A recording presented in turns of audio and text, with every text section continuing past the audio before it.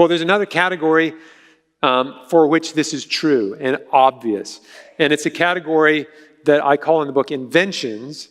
And I mean something more specific. I mean, it's obviously a common word. We know what an invention is. But I mean something that has this property that I call functional coherence.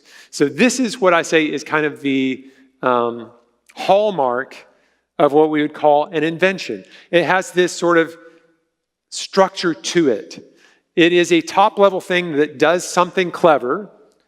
And in order to do that clever thing, it has all kinds of things arranged within it in order for it to do that. So it's parts within parts. The top-level thing is the thing that does the high-level function. It has components within it, each of which has components all the way down to the elementary constituents.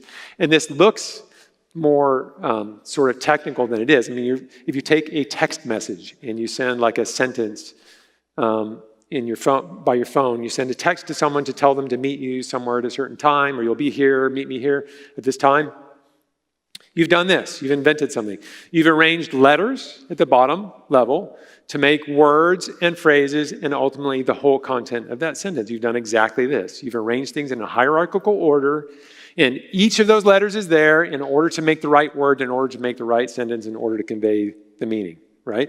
So it's something very common. We do this all the time. It's also true of the stuff of technology. So if you look at a digital camera, you don't have to take this apart to know that it must have a lot going on inside it, and it has to have parts within parts that are all making this top-level function of point this at something, push the button, and a picture of the thing appears. And a 4-year-old knows when they see this, he or she knows, that's someone clever did this, someone knew what they were doing because of what it's doing. Now, the 4-year-old could also take it apart, but probably not get it back together. And you would find that it does indeed have all these parts within parts. And I can't tell you what all of these are doing, but I guarantee you they're there for a reason, and the reason is that top-level function of the camera, right? So we have this kind of sophistication happening whenever we look at something that is performing a high-level function, and it's intuitive. We know when we see something doing that, somebody did something clever here, and I don't understand it all, but someone did something clever to arrange things, because that's the only way you can get these things to work this way. Well, if that's true of something this sophisticated, imagine how much more true it is of something this sophisticated, right? We are bodies now, so we are talking about the physical part of us, not our minds. We are remarkable, and there's a top-level sense in which we are what we were made to be, and if you're a biologist or if you take an anatomy class or a cell biology class, you know that that remarkableness goes down layer after layer after layer after layer. Yes, our bodies are composed of parts called organs, and every one of those organs is composed of parts called tissues. So if we look at you see two little eyeballs staring at you over the right arm there. If we look at one eye, you have the retina, the cornea, the sclera, the vasculature, all of these different tissues that are part of the eye, each arranged in order for the eye to perform its function of receiving visual signal and sending it through the optic nerve to the brain. And the eye, along with all these other organs, is there in order for us to be what we're supposed to be. To live as humans. You can look at any one of these tissues, you see a remarkable cell structure that allows the tissue to do what it's supposed to do. So the retina has the rod and the cone cells that you know of. These are the light-receiving, light-sensitive cells. Each of those cells has its own internal structure, and you can keep drilling down and down and down in biology, all the way down to single molecules. This is a monster protein RNA complex called the ribosome. This is the molecular machine that builds proteins by reading the genetic instruction on an RNA. And you don't need to worry about all these terms, just look at it, okay? That's more sophisticated than an origami crane. So this is the level that I have been looking at life for many years now, looking at individual protein molecules and asking whether they themselves are too remarkable to be coincidences. Because you have to arrange this machine is reading along an RNA that came off of a DNA gene, and that has sequence instructions, and this is the machine that is reading those instructions and putting amino acids to play, connecting them to form a long chain of amino acids that is sequenced according to the genetic sequence on the gene in order for this long chain to fold up and form one of these, a single protein molecule with these really elegant three-dimensional forms. There's thousands of these forms that have been cataloged now. I'm just showing you a few so you can get an idea of how sort of visually attractive they are, but also how varied they are. They come in all kinds of different shapes, and those shapes are critical for what they do. So a lot of these do chemistry. They are molecular machine parts. You saw a diagram of the flagellum. All of those pieces of the flagellum are protein chains that fold up to the right form to make that flagellar motor. And the question that I was asking when I embarked on this at the protein level was, how hard is it to get a bunch of amino acids? How fussy is the order of these amino acids in this chain in order for it to form a shape that will actually work in a cell? Can you just mess it up and does it not care what order? Or is it more like a text message where if you just randomly hit buttons, you're not going to communicate anything, right? You have to get it. It's not that you have to have it exactly right. My wife has this habit of not proofing her text message, and I get it and I go, what are you trying to say here? It's actually made worse by the fact that your phone is trying to interpret what you meant. Oh, I think you meant this. If you don't go back and read it, that's not at all what I meant. It would be easier if I had just normal typos, but it's got these weird word insertions. Is the living world at a molecular level as fussy about these strings as we are as readers when we send a text message, or is it much more tolerant? Well, I embarked on a set of experiments to measure that, and I used this particular protein. This is an enzyme called beta-lactamase. This is the enzyme that allows bacteria to survive in the presence of penicillin antibiotics, so it's a bad enzyme for us. It's a good enzyme if you're a bacterium, but I don't see any bacteria out there, so let's just say it's bad. What I did in the lab is to randomize the amino acids in various regions of this enzyme and then put the genes, so I made millions of genes, put those genes in bacteria and then put the bacteria on Petri dishes that had a little bit of penicillin antibiotic. And if they could grow and form a colony, that means this thing is still working. And if they couldn't, that means it wasn't working. So it allowed me to count. It allowed me to determine, to score what fraction of these messed up genes work and what fraction don't work. And then I could just do calculations. Well, so that means if you messed up the whole thing, what fraction would work and what fraction wouldn't work. And that's work that was reported in this journal, the Journal of Molecular Biology, back in 2004. I want to do a quick illustration. This is the last talk of the day. So I could go till dinner time. I want to do a quick illustration of this. If we think about the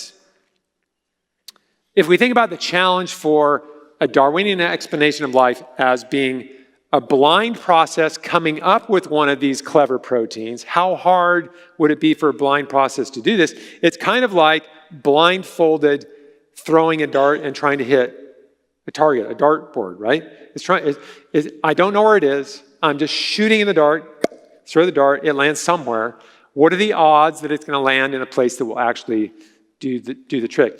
And to illustrate that, I do this illustration where we use laser. I need a volunteer for this. It's not dangerous. At least so far, it hasn't been dangerous. If I have a volunteer, where did I put my laser? Yeah, dude, I heard you. Yeah, I trust you. You will. Okay. Oh, here it is. No, can I get a different? No, kidding. Yeah, come on. Come on. We're going to do this. Okay. Now, the way I usually do this, it involves two laser pointers. You get one and I get one. We're not fighting each other. Okay. So it's not going to be that fun. I usually use the ceiling as a target, but this is such a complex and black ceiling. So that what we're going to do is you're going to point your laser beam on that wall. And so caution to people sitting in that section, just be facing that way. But he's going to try not to point it at you, but he's not going to be opening his eyes. So if you just face that way, you won't get a laser beam in your eyes, preferably. Okay, so you're going to take your laser and point it around at this wall, but you're not going to be watching, because I'm going to have a target laser dot on that wall, and we're going to see if you can just by chance hit the target, okay? So now I have to get my target set up here and turn my laser beam on and then put it on that wall, and then you have to not watch, and we're going to see if just by chance, okay, so I'm prepared to do this. Maybe I'm going to turn this around this way. And then I need to give you your, so I'm prepared to do this. Now you're not, I know you're watching now, but I'm going to move it. And yours works this way, so try that. You just push that button. Okay, so you see where that wall is. Okay, now I want you to close your eyes. Are his eyes closed? And I'm going to put a target here. Okay, our target is there. Can you, but make sure you're not blinding anyone. So you're just going for that wall, not all the walls, right? And go a little more slowly. We're having trouble following your dot. Oh, so a little higher so you don't blind anyone. Okay. And you're doing such a fast wander that we're having trouble tracking your dot. If you do it slowly, do a little slowly here. It doesn't matter. He's not going to hit it. It's actually... Okay, now you can open your eyes. See, I had my dot over here. It did slightly shift, I think. Yeah, so if you open your eyes, you can get it, right? But if you're... Okay, so a big applause from my wonderful volunteer. Thank you, sir. But you don't get to keep the laser pointer. Oh, it looks like you got a cool place to keep a laser pointer on your arm there. That's very cool. Okay, thank you. So, what made that difficult in terms of geometry? What made it difficult? Yeah. We can't see where you're going, but what if the laser dots were 10 feet in diameter? Then he would have hit it, right? So it's that it's a big wall and it's a tiny dot, right? So it's a tiny dot on a big wall. It's that ratio. So if you have a smaller dot on a bigger wall, it gets harder and harder and harder, right? And so if you want to think of this as doing on a ceiling, which I usually do, the hardest thing that I could think of on a ceiling would be to use this ceiling, which is the largest ceiling in the world. I used to live up here in Seattle. Now I live up there in Seattle. This is the Boeing Everett plant where they make 737s. I think it's 737. And it is the largest building in the world in terms of volume. So I believe this is the largest ceiling in the world in terms of square meterage or square footage. So if you can imagine getting all the fuselages out of there and removing all the walls and having our volunteer with a laser pointer blindfolded and having one dot somewhere on that ceiling, you could spend years, right, without your 2 points converging, right, because it's just so big. And that is not nearly as hard as the problem of hitting this dot to get one of these protein folds right. The number, if you want the probability for getting the protein fold, is 1 in 10 to the 77th power. That's 1 in a trillion, trillion, trillion, trillion, trillion, trillion. A little bit worse than that, but I got tired of saying trillions. So it's like having laser dots the size of hydrogen atoms. That's a very small laser dot. And the ceiling would be the size of the backdrop of the visible universe. Okay? All right? Think about that. One dot, hydrogen atom, hidden at the backdrop of the visible universe, and something blindly searching that huge shell, hoping that these two hydrogen atoms, oh, you were close. You were so close. But it's just not going to happen. Obviously not going to happen. Okay, now, you know and I know that if you go and tell this to someone who believes that Darwinism works, you're going to get all kinds of, did he talk about this? Did he tell you about that? You're going to get all kinds of attempts to intimidate you into thinking that that can't be right. And it will be a shift towards saying, this is an expert. The experts know about this. Believe me, I'm a molecular biologist. I know stuff that you don't know, and Axe told you this stuff, but I'm an expert and you're not, and he deceived you. here's how I want to make this just very simple so that you know what you're saying and you know that it's true and that no one can pull that stunt on you. The bottom line is the magnitude of the coincidence depends only on the cleverness of the arrangement. It only depends on that structure of functional coherence that I showed you, that hierarchy. Once we know that we're talking about something that has that kind of structure, a hierarchy of parts within parts that performs a high-level function, we know that it takes an extremely special arrangement of parts, and nobody can test this. Richard Dawkins has admitted this. You could jumble cells together at random for billions of years and not once would you get a conglomerate. This is quoting Dawkins. Not once would you get a conglomeration that burrows or swims or flies or does anything even remotely working to keep the organism alive. That's what Richard Dawkins said in The Blind Watchmaker. Everybody acknowledges this. He thinks that you can do this step by step to make that astronomical improbability become less of an improbability. That's what he and all the Darwinists think solves the problem. They think it looks like this. Yes, that's a special destination that evolution takes organisms to that's fantastically improbable in one leap, but it didn't happen in one leap. It was stepping stones that took you there. But, track me here, if the target destination is fantastically small compared to all the possible destinations, how likely do you think stepping stones are to take you there? The same improbability. It doesn't change the problem at all. Dawkins has never got this. They don't get this. It does not change that probability at all. In the end, you are talking about a coincidence. And if the coincidence is beyond a certain magnitude, then it cannot happen. It's an impossible coincidence. You're just playing the shell game. You're disguising your coincidence. Here's a simple way to see it. These are the things that show functional coherence, this striking arrangement of parts within parts because they have such a high-level function. Everyone acknowledges, even the atheists, even Dawkins acknowledge, they look like the work of genius. Everybody acknowledges that. What Dawkins says is, but there's another explanation. But here's his other explanation. It is to appeal to things, physics and chance, which do not do the works of genius normally. If you think they do, show me chance doing a work of genius, show me physics doing a work of genius. Nobody has ever come up with a demonstration.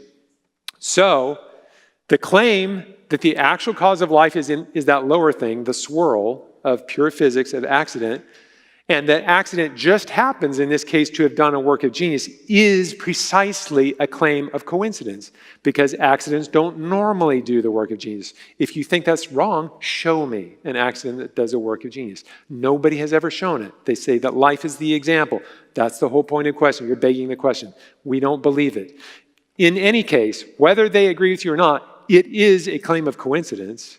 And the math of coincidence is the math of improbability. And when things are that sophisticated, that much parts within parts to achieve a high-level function, the numbers simply show you that this is an impossible coincidence. It cannot happen by coincidence. It's fantastically impossible. The only solution is to rule out that and say they look like works of genius because that's exactly what they are.